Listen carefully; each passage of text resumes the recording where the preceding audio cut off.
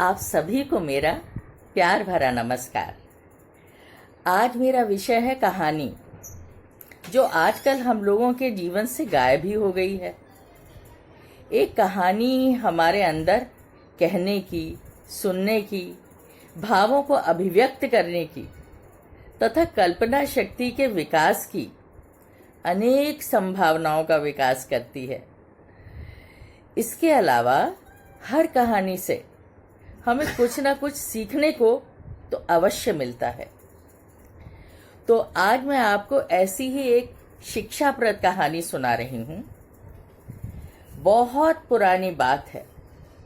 देश में कीर्तिवर्मन नाम का एक राजा राज करता था। वो बहुत अच्छा उदार शासक था, लेकिन एक बात थी, राजा वैदिक धर्म को मानने वाला था। पता नहीं क्या हुआ, अचानक उसे अपने धर्म से अरुचि हो गई। उसे लगा कि भाई ये हमारा वैदिक धर्म तो बहुत कठिन है, बड़ी कठिन संस्कृत भाषा में लिखा हुआ है। इसके जो मंत्र हैं उनका उच्चारण बिल्कुल शुद्ध होना चाहिए, बड़े उतार चढ़ाव के साथ होना चाहिए। तो इसमें तो बड़ी परेशानी है। राजा ने सोचा ये धर्म बहुत कठिन है, मैं कोई दूसरा धर्म स्वीकार करता हूँ जो सरल हो। बस फिर क्या था भाई, वो तो राजा था, मन में बात आनी चाहिए। तो पूरे राज्य में मुनादी करा दी। मुनादी करने वाले हर गांव हर शहर गए और मुनादी की उन्होंने, सुनो सुनो सुनो सुनो देशवासियों सुनो। राजा ने देश के सभी धर्माचार्यों को बुलाया है। सुनो देशवासियों सुनो। सारे धर्म गुरु, सारे आचार्य, धर्म के आचार्यों को राजा ने न्योता भेजा है। आप सब राजभवन में जाएं, अपने धर्म के बारे में राजा को विस्तार से बताएं। राजा को जो भी धर्म पसंद आएगा, जो भी धर्म अच्छा लगेगा, राजा उस धर्म को स्वीकार कर लेगा।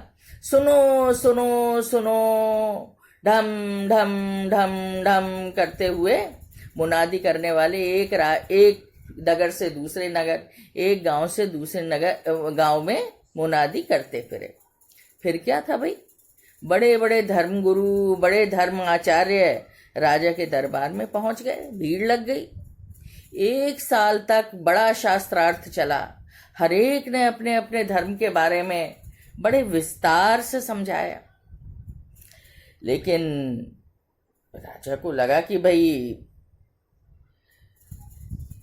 उसे कोई धर्म ही नहीं समझ में आ रहा था। सनातन धर्म में वो बोला कि भाई इतने सारे देवी देवता हैं, मैं तो कंफ्यूज हो जाऊंगा, परेशान हो जाऊंगा। बौद्ध धर्म, जैन धर्म, इनकी साधना कितनी कठिन है।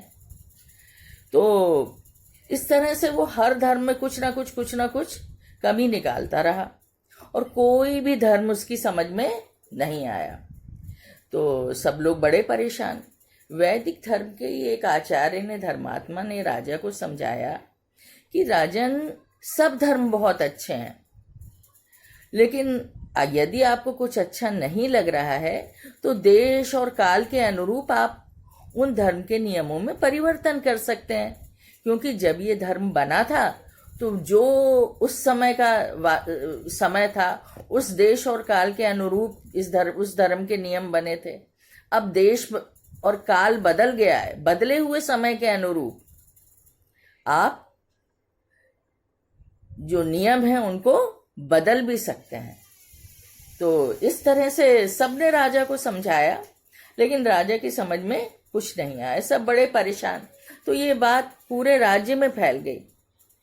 तो राजा के दरबार में ही, राजा के राज्य में एक किसान था जिसका नाम था सुजान सिंह। वो था तो किसान, लेकिन बड़ा बुद्धिमान था। उसने राजा को समझाने का निश्चय किया।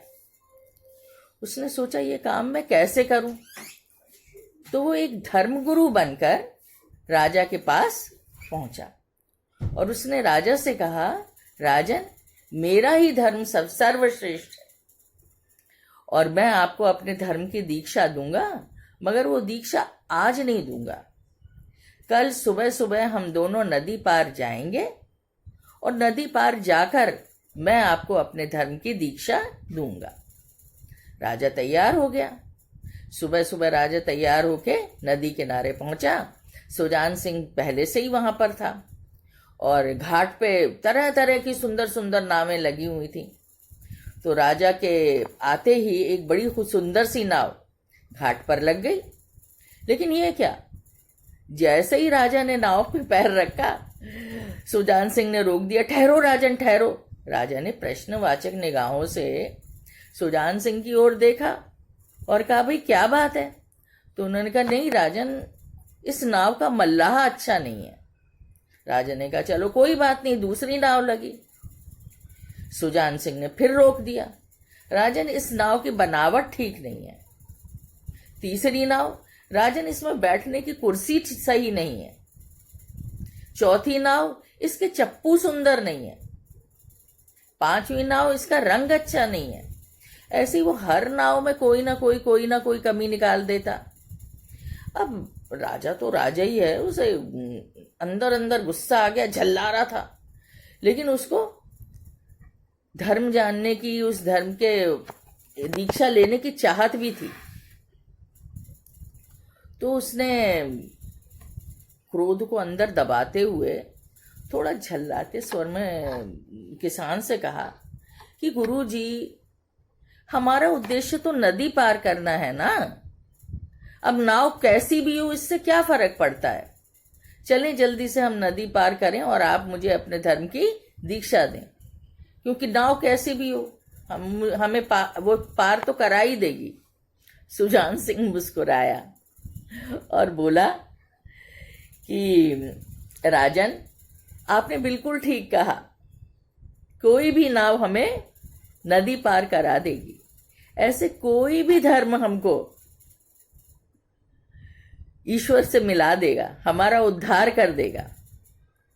लेकिन राजन, बीच धार में जाकर, नाव में आप बीच धारा में जाकर दूसरी नाव बदलना चाहते हैं, तो ये कैसे संभव है? जो व्यक्ति बीच धार में अपनी नाव छोड़ के दूसरी नाव बदलना चाहता है, उसकी दुर्गति होनी तो निश्चित है। कैसे बदल पाएगा वो? तो राजन, अपना ही धर्म, हर धर्म सर्वश्रेष्ठ है। आपको जो बात अच्छी ना लगती हो, जो उसमें बुराई हो, समय समय पर उन बुराइयों को दूर किया जा सकता है। लेकिन हर धर्म हमारा उद्धार करते हैं और हमें ईश्वर के पास पहुंचा देते हैं। तो देखो, जो राजा 1 वर्ष से कुछ नहीं समझ रहा था, सुजान सिंह की बात उसकी समझ में आ गई, क्योंकि राजा बुद्धिमान तो था।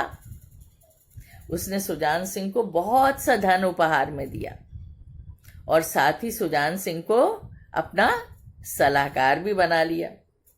तो बच्चों देखो, इस कहानी से हमें क्या शिक्षा मिली?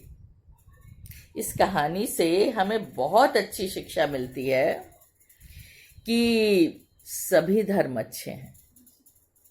ठीक है, सभी धर्म अच्छे हैं और उनकी अच्छी बातें यदि हम हर धर्म की अच्छी बातें, अपने धर्म की अच्छी बातें मानते हैं, तो हमारा कल्याण अवश्य होगा, हमारी मुक्ति अवश्य होगी और भगवान हम पर अपना आशीर्वाद सदा बना के रखेंगे।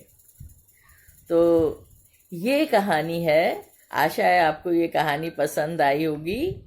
धन्यवाद। कल फिर मिलेंगे।